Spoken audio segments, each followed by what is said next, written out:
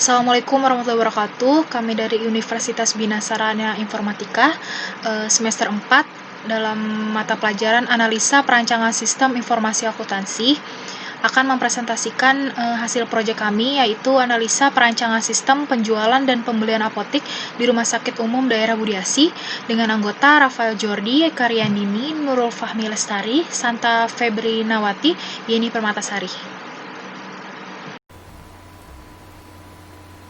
Kata pengantar, puji syukur kepada Tuhan Yang Maha Esa yang telah senantiasa memberkati kami dalam menyelesaikan makalah ini, sehingga kami bisa menyelesaikannya tepat pada waktunya. Kami juga mengucapkan terima kasih kepada dosen, teman-teman, dan semua pihak yang telah memberi bantuan dan dukungan kepada kami dalam menyusun dan menyelesaikan makalah ini.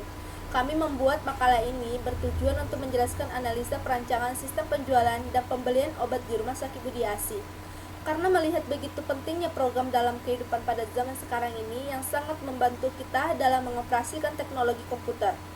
Selaku manusia biasa, kami menyadari bahwa dalam makalah ini masih banyak kekurangan dan kekeliruan yang tidak disengaja. Oleh karena segala kritik dan saran untuk menyempurnakan pembuat makalah selanjutnya. Akhir kata, kami berharap makalah ini dapat bermanfaat bagi kita semua, khususnya di bidang sistem informasi akuntansi.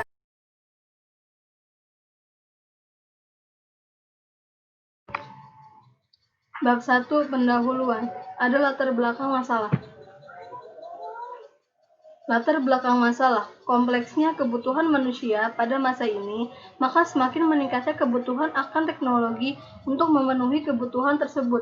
Teknologi membawa pengaruh yang cukup besar pada dunia kesehatan, pendidikan, dan bisnis. Hal ini disebabkan komputer merupakan alat yang dibutuhkan oleh suatu perusahaan yang dapat membuat data lebih cepat, akurat, serta tepat waktu, dan juga penghematan ruang penyimpanan sehingga mempermudah pengarsipan dan pengambilan data kembali. Sesuai dengan perkembangan teknologi informasi dan komunikasi yang semakin maju dengan pesatnya, untuk menuntut agar dapat memanfaatkan kondisi tersebut semaksimal mungkin, karena saat ini bukan hanya rumah sakit berskala besar saja yang memanfaatkan kondisi teknologi sebagai sarana pemasaran dan informasi, namun rumah sakit umum daerah Budi Asi yang berskala kecil atau suatu organisasi pun akan memperoleh hasil yang lebih baik jika dapat memanfaatkan teknologi informasi dan komunikasi yang tersedia secara optimal. Selanjutnya kita masuk ke maksud dan tujuan dari RS Budi Asi. Maksud dan tujuannya, yang pertama untuk membuat pola pikir mahasiswa-mahasiswi menjadi pribadi yang cerdas, kreatif, dan berwawasan lebih luas lagi. Yang kedua untuk melatih kemampuan mahasiswa-mahasiswi dalam dunia kerja. Yang ketiga untuk menganalisa dan mengetahui sistem berjalan pada Rumah Sakit Umum Daerah Budi Asi dan permasalahan-permasalahan yang dihadapi. Adapun tujuan penulis makalah ini adalah sebagai tugas ujian akhir semester mata kuliah Analisa Perancangan Sistem Informasi Akuntansi semester 4. Bab pertama yaitu pendaftaran melalui cara yang pertama, wawancara atau interview. Wawancara yang penulisan lakukan dengan karyawan apotik yang bernama Happy Sarevia Adisti, selaku penanggung jawab apotik lantai 7 RSUD Budi Asi, untuk mendapatkan informasi secara lengkap mulai dari sejarah perusahaan sampai dengan proses pembelian dan penjualan obat. Untuk yang kedua, pengamatan atau observasi. Penulis melakukan pengamatan langsung terhadap kegiatan yang berhubungan dengan masalah yang diambil. Kemudian dari pengamatan tersebut kami catat agar dapat mengetahui kekurangan dari kegiatan tersebut. Yang ketiga, studi pusaka. Library atau research. Penulis melakukan studi pustaka dengan mengumpulkan data dan mempelajari buku-buku serta mencari informasi yang diperlukan yang berkaitan dengan penyusunan laporan.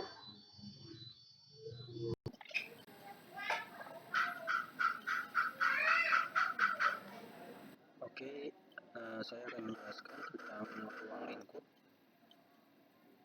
di mana ruang lingkup dalam makalah ini penulis membuat batasan permasalahan hanya pada sistem pembelian obat secara tunai yang biasanya dilakukan secara manual menjadi proses sistem yang terkomputerisasi dari proses pemesanan obat, penerimaan obat, dan pembayaran obat sampai dengan pembuatan laporan pembelian.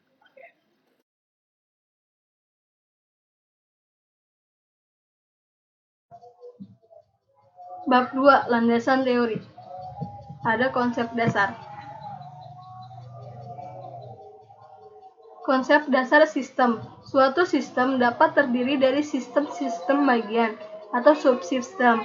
Masing-masing subsistem terdiri dari subsistem yang lebih kecil dari atau terdiri dari komponen-komponen. Subsistem saling berinteraksi dan saling berhubungan membentuk suatu kesatuan hingga tujuan atau sasaran sistem tersebut dapat tercapai. Interaksi dari subsistem sedemikian rupa sehingga dicapai suatu kesatuan yang terpadu atau terintegrasi. Menurut Mustakini 2011.3, istilah sistem secara sederhana dapat diartikan sebagai kumpulan atau himpunan dari unsur, komponen, atau variabel-variabel yang terorganisasi, saling berinteraksi, terpadu, serta saling ketergantungan satu sama lain. Pada dasarnya, bentuk dasar dari suatu sistem sederhana terdiri dari masukan atau input, pengelolaan atau proses, dan keluaran atau output. Namun, sistem saat ini dapat dikembangkan hingga menyatakan media penyimpanan.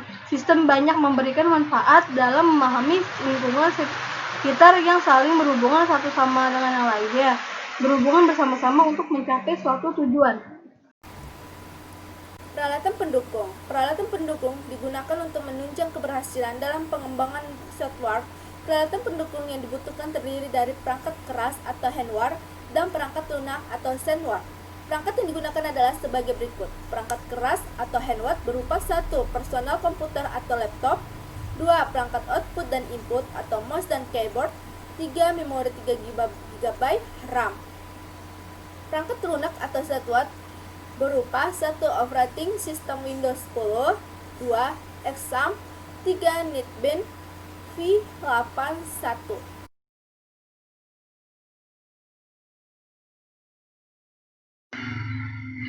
Bab 3. Pembahasan. Ada tinjauan perusahaan. Tinjauan perusahaan. RSUD ini berawal dari Balai Pengobatan Panti Karya Harapan yang dikelola oleh Jabatan Sosial Kota Praja pada tahun 1946. Balai pengobatan ini bertujuan melayani warga miskin, orang-orang terlantar, dan gelandangan di Jakarta. Pada tanggal 19 Desember 1962, semasa Haji Muhammad Muljadi Jojo Martono menjabat sebagai Menteri Sosial Republik Indonesia, Balai Pengobatan Panti Karya Harapan dijadikan Rumah Sakit Sosial Budi Asih. Pengelolaan Rumah Sakit Budi Asih berada di bawah Dinas Sosial Pemprov DKI Jakarta yang saat itu kapasitas rumah sakit hanya 60 tempat tidur. Pada tanggal 20 Januari 1981, pengelolaannya dialihkan kepada Dinas Kesehatan Pemprov DKI Jakarta berdasarkan SK Gubernur KDKI nomor 63 tahun 1981 dengan kapasitas tampung pasien mencapai 100 tempat tidur. Rumah sakit ini lalu melayani masyarakat luas dan tetap memberikan pelayanan kepada pasien yang kurang mampu seperti gelandangan dan pengemis sebagai ciri sosialnya. Pada tahun 1990, terjadi perubahan status rumah sakit ini menjadi tipe C dengan kapasitas 143 tempat tidur. Sebagai rumah sakit milik Pemprov DKI Jakarta, anggaran operasional dan investasi sepenuhnya bersumber dari APBD DKI Jakarta. Ya, saya akan menjelaskan obat. Pasien memberikan resep obat ke asisten apoteker. Asisten apoteker menerima resep dan meminta obat ke apoteker. Kemudian apoteker akan melakukan pengecekan terhadap obat yang diminta dengan melihat di kartu stok. Jika obat tersedia akan langsung diserahkan ke asisten apoteker dan asisten apoteker akan memberikan langsung ke pasien. Selanjutnya pasien menerima obat tersebut kemudian melakukan pembayaran kepada asisten apoteker. Asisten apoteker menerima uang pembayaran dari pasien. Jika uang tersebut pas, maka asisten apoteker akan memberikan kwitansi. Namun jika uang yang diberikan oleh pasien lebih, maka asisten apoteker akan mengembalikan uang tersebut beserta kwitansinya. Tetapi jika obat habis atau kurang dari 5 pits, maka apoteker akan menginformasikan ke kepala instalasi farmasi. Yang kedua, proses pemesanan obat. Sebelum melakukan pemesanan obat, apoteker akan menginformasikan ke kepala instalasi farmasi mengenai obat yang kosong atau tinggal sedikit minimal kurang dari 5 pits. Kemudian, Kepala instalasi farmasi membuat data obat yang harus dipesan dan memerintahkan bagian gudang farmasi untuk memesan obat tersebut ke supplier. Setelah itu, bagian gudang membuat surat pemesanan obat atau SPO yang berisi data obat untuk melakukan pemesanan kepada supplier, dan supplier kan datang sesuai waktu yang sudah disepakati. SPO tersebut diserahkan kepada supplier. Untuk yang ketiga, proses penerimaan obat dan retur. Bagian gudang farmasi memberikan SPO kepada supplier, kemudian supplier datang kembali dan membawa obat sesuai dengan yang dipesan beserta tanda terima, kemudian apoteker melakukan pengecekan obat yang sudah dipesan. Jika obat yang diterima tidak sesuai atau terdapat kerusakan, maka bagian gudang farmasi akan menandai tanda terima dan melakukan retur obat kepada supplier.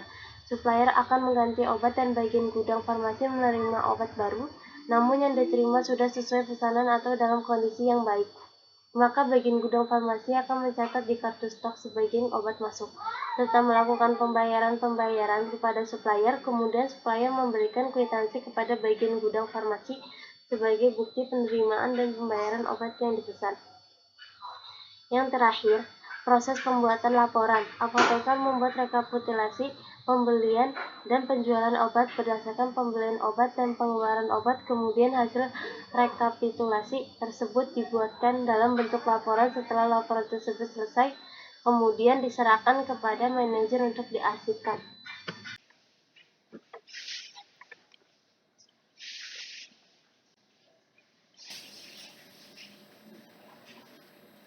Baik, kali ini saya akan menjelaskan analisis kebutuhan software. Pengertian analisa kebutuhan adalah proses menemukan permasalahan dan menghasilkan alternatif pemecahan yang relevan. Tujuan tahap analisa adalah untuk mengetahui kebutuhan customer berkaitan dengan perangkat lunak yang diinginkan. Pada tahap ini, yang terlibat dalam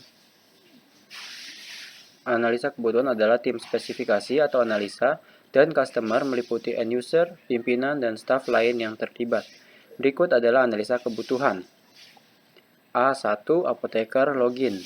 A11 apoteker mengakses menu utama, di mana 1 mengakses menu master, 2 mengakses menu transaksi, ketiga mengakses menu laporan, keempat mengakses menu tools.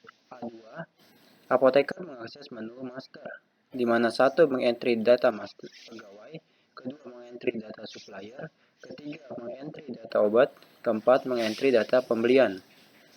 Berikutnya A21 mengentry data pegawai. 1. Dapat menyimpan data pegawai. 2. Dapat menambah data pegawai. Ketiga, dapat menghapus data pegawai. Keempat, dapat membatalkan data pegawai. Kelima, dapat mencari data pegawai. A22 mengentry data obat. Yang dapat dilakukan di sini adalah dapat menambah data obat, yang kedua dapat menyimpan data obat, ketiga dapat menghapus data obat, keempat dapat membatalkan, kelima dapat mencari obat. Berikutnya A23 mengentry data supplier. Dapat menambah data supplier, yang kedua dapat menyimpan data supplier, ketiga dapat menghapus data supplier, keempat dapat membatalkan data supplier, yang kelima dapat mencari data supplier. Berikutnya A24 mengentry data pembelian. 1. Dapat menambah data pembelian. Yang kedua, menyimpan pembelian. Yang ketiga, dapat menghapus pembelian. Yang keempat, dapat membatalkan pembelian. Berikutnya A3, apoteker mengakses menu transaksi. 1. Mengakses form pembelian obat. Yang kedua, mengakses form penjualan obat. Yang ketiga, mengakses jurnal. A31, mengentry form pembelian obat. Dapat menambah data pembelian obat, yang kedua dapat menyimpan data pembelian obat, yang ketiga dapat mengedit data pembelian obat, keempat dapat menghapus data pembelian obat. A32 mengentry form penjualan obat.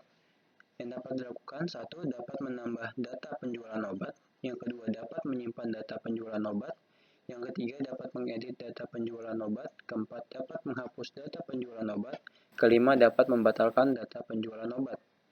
A33 mengentry form jurnal. Yang dapat dilakukan, 1. Dapat menambah data jurnal, yang kedua dapat menyimpan data jurnal, ketiga dapat mengedit data jurnal, keempat dapat menghapus data jurnal, kelima dapat membatalkan data jurnal. Berikutnya A4, apoteker mengakses menu laporan. 1. Mengakses menu rekap harian. 2. Mengakses menu laporan bulanan. Ketiga, mengakses menu laporan jurnal. A41. Mengentri menu rekap harian. Yang dapat melihat form rekap harian, dapat mencetak form rekap harian. Berikutnya A42. Mengentri menu laporan bulanan. Dapat melihat form laporan bulanan. Kedua, dapat mencetak form laporan bulanan. A43. Mengentri menu laporan jurnal. Dapat melihat form laporan jurnal, dapat mencetak form laporan jurnal. Untuk A5, apoteker mengakses menu tools. 1. Mengakses menu backup. 2. Mengakses menu restore. A51. Mengentri menu backup, di mana dapat membackup data. A52. Mengentri menu restore, di mana dapat merestore data. Yang terakhir A6, apoteker mengakses menu logout.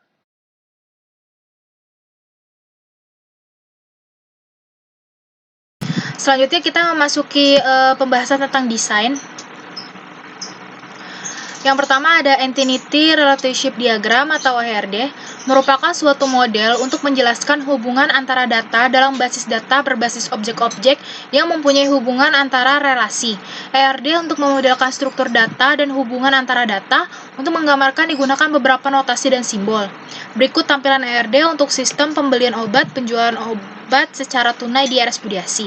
Di sini terdapat 7 entitas. Yang pertama ada pegawai, ada obat, ada supplier, ada pembelian, ada penjualan, ada jurnal, dan yang terakhir ada akun. Setiap entitas memiliki beberapa atribut. Untuk pegawai ada NIP pegawai, ada nama pegawai, ada jabatan. Obat ada indeks obat, nama obat, harga obat, jumlah obat, masa berlaku. Pembelian ada kode obat, tanggal, jumlah, total, dan nama obat. Untuk supplier ada kode supplier, nama supplier, alamat, nomor telepon. Ada penjualan, kode jual, nama obat, tanggal, jumlah, dan total. Ada jurnal, ada kredit, debit, keterangan, tanggal jurnal, nomor jurnal. Dan terakhir ada akun, kode akun, nama akun, jenis akun, saldo awal. ERD ini memiliki relasi antara pegawai dan obat yaitu many to many, antara obat dan pembelian yaitu one to one, antara supplier dan pembelian yaitu many to many, antara pembelian dan jurnal yaitu one to many, antara penjual dan jurnal yaitu one to many, dan yang terakhir adalah akun dan jurnal yaitu one to many. Yang kedua ada Logical Record Structure atau LRS, adalah representasi dari struktur record dari tabel-tabel yang terbentuk dari hasil antara himpunan entitas. Berikut tampilan LRS untuk sistem pembelian obat dan penjual obat secara tunai. Di sini terdapat entitas, ada pegawai, obat, ada jurnal, ada pembelian, ada supplier, ada akun, dan yang terakhir ada penjualan. Di setiap entitas ini memiliki atribut lagi, yaitu pertama ada NIP pegawai yang disebut PK atau primary key, yaitu atribut kuncinya. Untuk obat, primary key-nya ada kode obat. Untuk jurnal, primary key-nya ada nomor jurnal. Untuk pembelian ada kode beli. Untuk akun, primary key-nya kode akun. Untuk supplier, kode supplier. Untuk penjualan, primary key-nya kode jual atau PK. Bisa lihat di sini ada atribut-atributnya setiap entitas. Selanjutnya ada kelas diagram, yaitu diagram UML yang menggambarkan kelas-kelas dalam sebuah sistem dan hubungannya antara satu dengan yang lain, serta dimasukkannya pula atribut dan operasi. Di sini ada kelas diagram kelasnya pegawai, obat, pembelian, jurnal, supplier, akun, dan penjualan. Dalam kelas ini ada atributnya, yaitu ada NIP pegawai, termasuk dalam primary key, tipe datanya integer. Nama pegawai, char, jabatan, char. Untuk obat, atributnya ada kode obat, termasuk primary key, yaitu integer. Yang kedua nama obat, char, harga obat integer, jumlah obat integer, masa berlaku integer. Di sini di bawahnya atribut ada operasi, kayak operasi pegawainya yang pertama ada plus tambah sama dengan void, simpan sama dengan void, hapus sama dengan void, cari sama dengan void, batal sama dengan void. Bisa dilihat di sini keseluruhannya kelas-kelas diagramnya.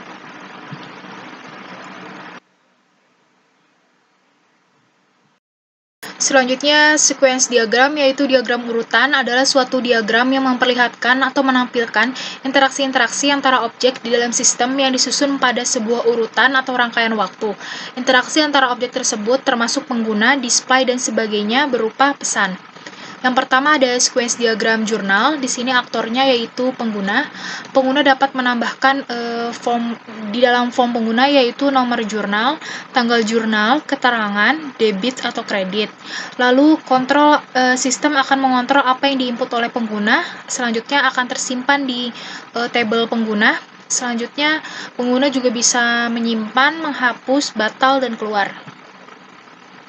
Yang kedua ada sequence diagram pembelian obat, masih sama kayak yang di atas. Aktornya yaitu pengguna. Pengguna dapat menambahkan ke form pengguna kode pembelian, nama obat, tanggal, jumlah, total. Lalu sistem akan mengontrol apa yang diinput oleh pengguna dan akan tersimpan di dalam tabel pengguna. Selanjutnya pengguna juga bisa menghapus, batal, atau keluar. Yang ketiga ada sequence diagram penjualan obat, yaitu aktornya masih pengguna. Pengguna dapat menambahkan form pengguna, yaitu penjualan, terus kode penjualan, nama obat, tanggal, jumlah, dan total. Lalu sistem akan mengontrol apa yang diinput oleh pengguna. Dan selanjutnya akan tersimpan di tabel pengguna. Pengguna juga bisa menghapus, batal, dan keluar. Yang terakhir ada deployment diagram. Deployment diagram adalah salah satu jenis alat atau bahan UML yang digunakan untuk memvisualisasikan, mendokumentasikan proses yang terjadi pada suatu sistem perangkat lunak berbasis object oriented yang akan dibangun. Tujuan atau fungsi dari deployment diagram yaitu untuk menggambarkan, memvisualisasikan secara umum proses yang terjadi pada suatu sistem atau software. Di sini dari RS Budiasi bisa dilihat ada database-nya menggunakan server exam. Lalu nama database-nya yaitu db_pmb.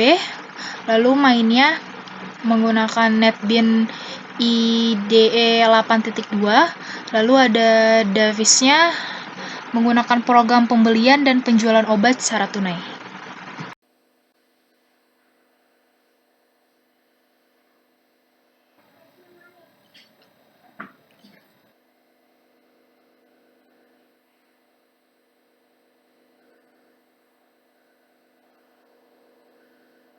Aplikasi diperlukan spesifikasi minimal atau minimum requirements sebagai indikasi bahwa dari segi hardware, dari komputer telah mampu menjalankan atau mengakses sebuah program aplikasi dengan baik.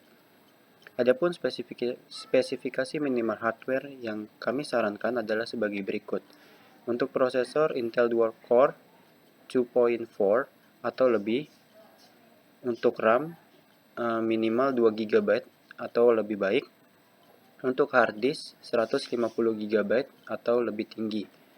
Sementara untuk perangkat lunak atau software, untuk menjalankan atau mengeksekusi program atau aplikasi, tidak luput dari penggunaan sistem operasi dan software pendukung agar program yang akan digunakan dapat berjalan sesuai yang diharapkan.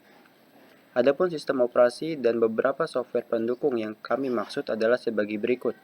Untuk sistem operasi, minimal Windows 7 atau lebih tinggi, sementara aplikasi pendukung sistem seperti paket program seperti NetBeans, JDK, JRE, dan Exam. Sementara untuk browser, biasanya digunakan Google Chrome, Mozilla Firefox, atau yang lebih baik.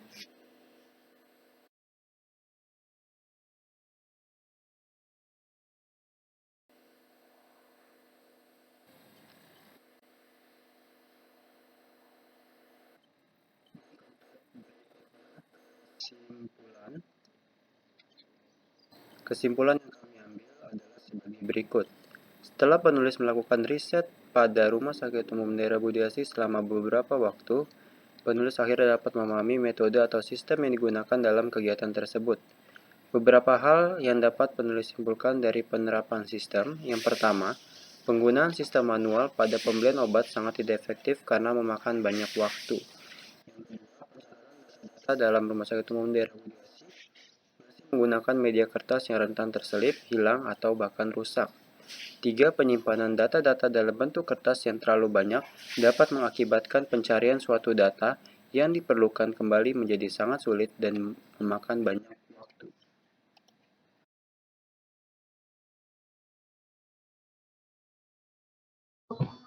saran menjadi lebih baik dari sebelumnya. Adapun saran yang mendapat penulis berikan kepada Rumah Sakit Umum Daerah Budi Asih antara lain, yang pertama, beralihnya menggunakan sistem yang telah terkomputerisasi agar pengelola data menjadi lebih efektif dan efisien secara meminimalisir pengguna kertas yang rentan hilang dan rusak. Yang selain beralih pada sistem yang berkomputerisasi, menggunakan suatu aplikasi atau program yang telah mendukung database juga sangat diperlukan agar pengelola data pada Rumah Sakit Umum Daerah Budi Asih menjadi lebih mudah. Yang terakhir, untuk meminimalisir kehilangan atau kerusakan data, maka perlu adanya pencadangan atau backup untuk setiap data yang dirasa penting dalam Rumah Sakit Umum Daerah Budi Asih.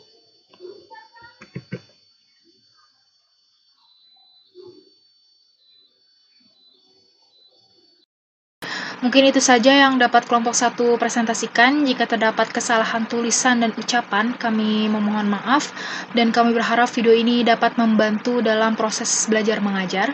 Wassalamualaikum warahmatullahi wabarakatuh.